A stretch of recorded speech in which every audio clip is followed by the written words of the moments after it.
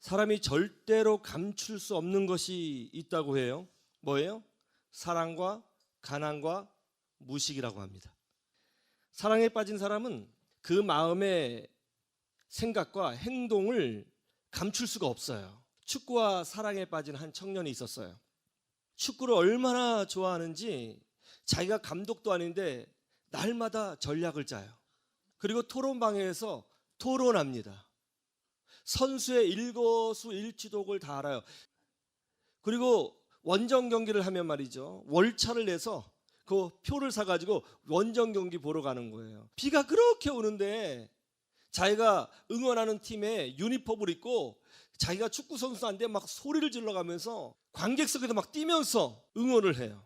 얼마나 그 축구를 사랑하는지 집에 가보니까 벽에 축구 선수 사진, 유니폼, 포스터 뭐 없는 게 없더라고요. 놀라운 거는 그 경기 가면 티켓 있잖아요. 다 모아놓는 거예요. 야, 얘가 진심으로 축구를 좋아하는 게 아니라 사랑하는구나 느껴지더라고요. 사랑하면 이렇게 행동이 바뀌어요. 취향이 바뀝니다.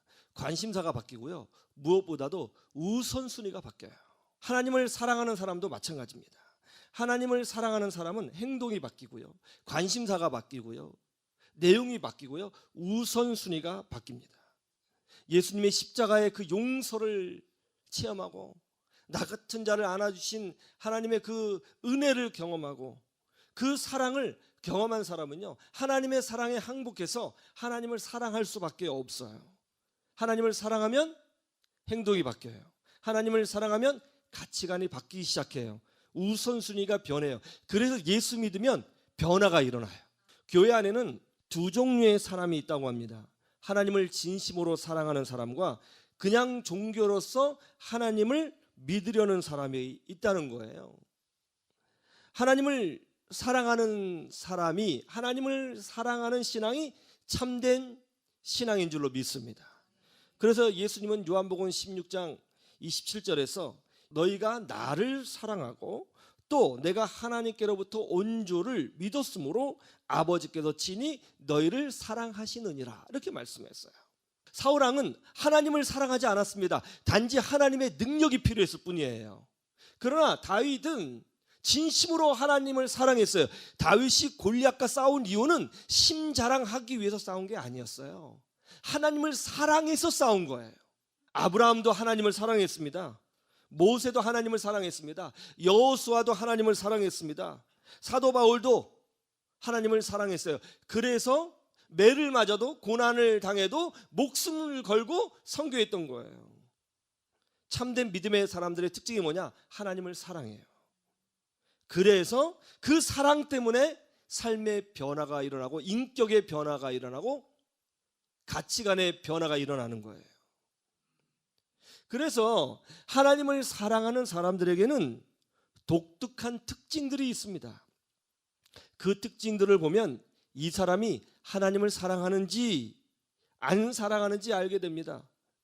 그러면 그 특징들은 무엇일까요? 오늘 히스기야 왕은 하나님과 사랑에 빠진 사람이었습니다. 히스기야 왕을 통해서 그 특징들이 무엇인지를 보기를 원합니다. 역대하 29장 1절에서 5절을 보세요. 히스기야 왕이 25세 때 왕으로 즉위했습니다. 왕이 되면 해야 할 일이 많이 있었을 거예요.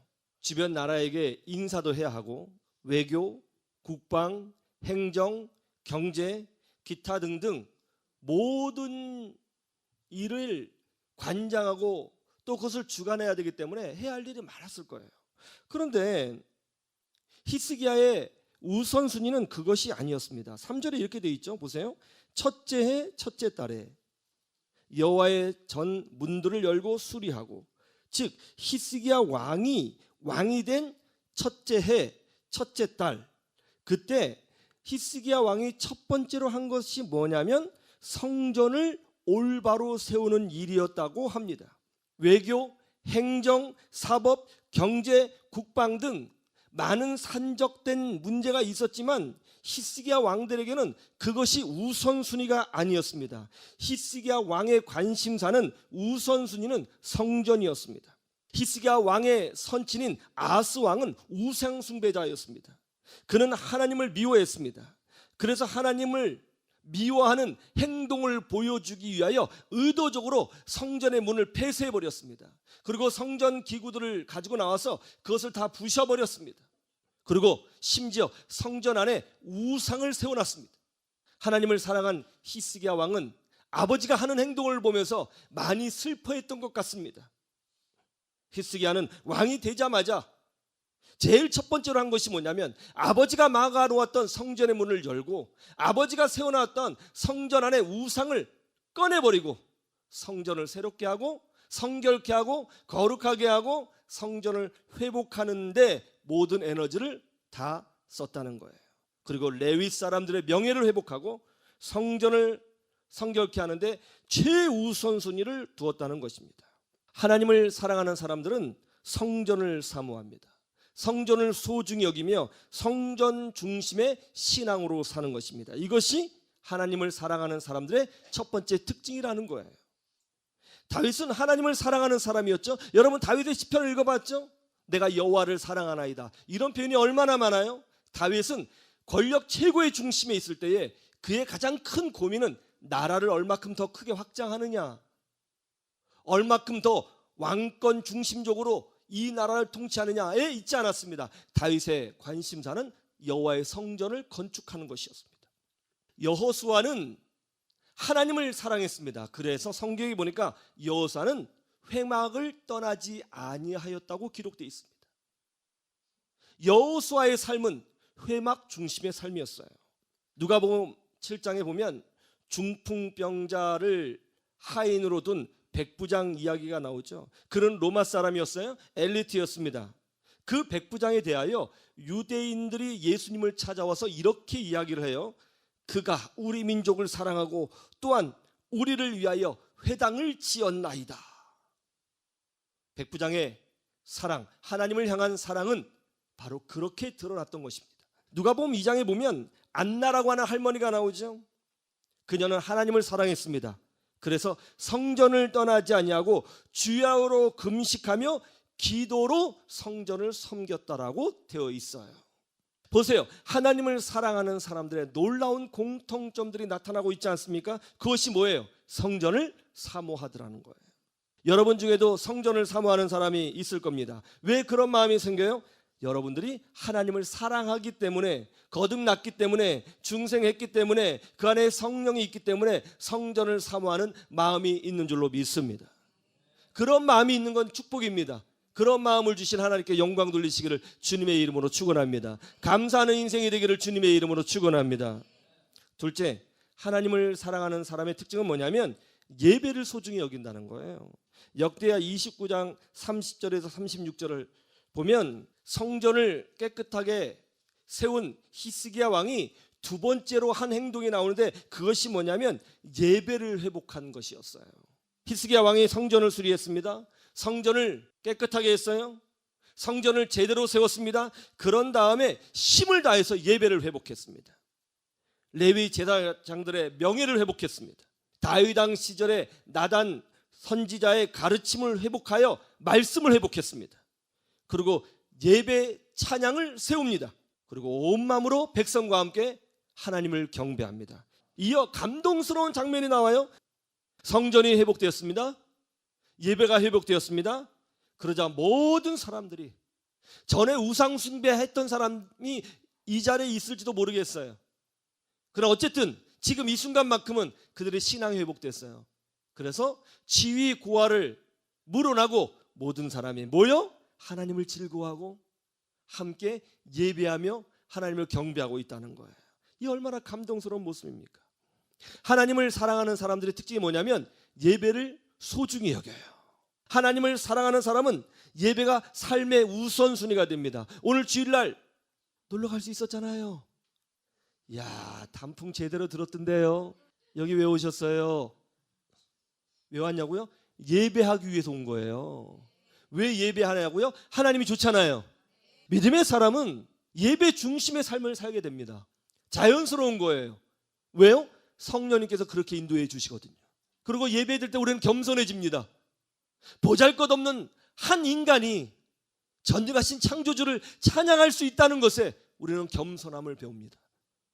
그리고 그런 나를 불러주신 하나님이 너무 좋아 우리는 기쁘게 예배합니다. 여러분, 예배는 기뻐야 돼요. 할렐루야. 여러분, 하나님을 사랑한 다윗을 보세요. 그는 예배할 때 기뻐서 춤을 췄습니다. 다윗이 쓴 모든 시편은 예배 찬송가가 되었습니다. 그는 예배의 사람이었어요. 하나님을 사랑한 아브라함은 어떻습니까? 가는 곳곳마다 제단을 쌓고 여호와께 감사드렸습니다. 야곱은 어떻습니까? 피난 가는 도중에라도 돌을 하나 세워놓고 그곳을 베델이라고 이름하고 거기에서 예배했습니다. 참된 이스라엘 백성들은 어떻습니까? 하나님을 사랑했던 이스라엘 백성들은 포로로 끌려가서도 그 포로로 끌려간 그 현장에서 하나님께 목숨을 걸고 예배드렸습니다. 하나님을 사랑하는 사람들의 특징이 있습니다. 예배를 소중히 여깁니다. 그리고 예배를 즐거워합니다. 그래서 참된 믿음의 사람들은 이사를 가면 예배드립니다.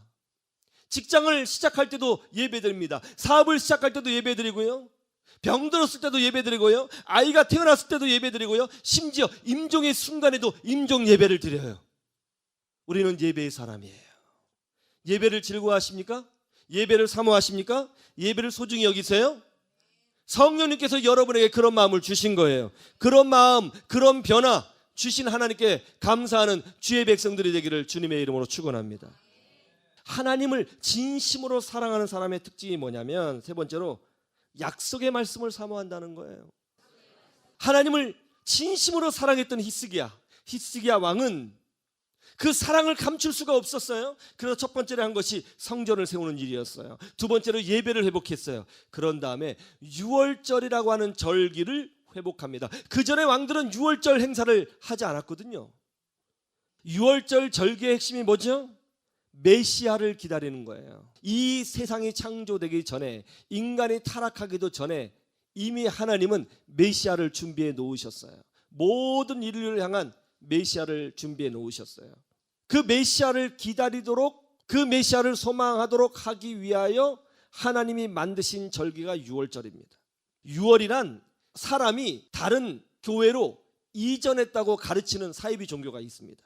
이 사이비 종교는 어떤 한 사람이 정통교회 다니다가 자기네 사이비로 옮기면 유월했다는 거예요. 성경을 왜곡하고 몰라도 한참 모르는 것입니다. 유월이란 사람이 옮기는 것이 아닙니다. 유월이란 나에게 임할 하나님의 심판이 내게 임하지 않고 넘어갔다는 걸 뜻하는 거예요. 하나님의 심판이 나를 뛰어넘은 거예요. 사람이 옮긴 게 아니고 하나님의 심판이 나를 뛰어넘어간 거예요. 가장 기초 중에 기초고 본질 중에 본질인 복음이에요. 여러분, 우린 다 죄인이에요. 하나님의 심판이 어떻게 나를 뛰어넘어갈 수 있어요? 예수 그리스도를 믿을 때 하나님의 심판을 면하고 용서받고 구원받게 되는 줄로 믿습니다. 그래서 유월은 하나님의 심판이 뛰어넘어가는 건데, 하나님의 심판이 뛰어넘어가기 위해서는 한 분만 소망해야 된다는 거예요. 누구예요? 예수 그리스도예요. 그래서 유월절은 예수님을 가르치는 절기예요.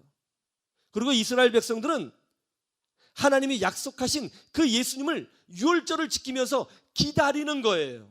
예수님 이전의 사람들은, 구약 사람들은 하나님 약속의 말씀대로 장차 오실 예수님을 믿고 구원받고, 예수님 이외에 우리들은 이미 오신 예수님을 보고 믿음으로 구원받는 거예요. 그래서 참된 믿음의 사람들, 하나님을 사랑하는 사람들은 유월절을 지키려고 노력했던 것입니다. 그 약속의 말씀을 붙잡고 그것으로 위로를 삼고 그것으로 하늘을 소망하며 기도할 수 있었던 거예요. 그래서 하나님을 사랑하는 사람들은 약속의 말씀을 귀히 여기고 사모해요. 사람이 떡으로만 사는 것이 아니라 하나님 입에서 나오는 말씀으로 사는 거예요. 믿음의 사람은 말씀을 사모해요. 말씀을 사모해요. 하나님을 사랑하는 사람은 말씀을 사랑해요.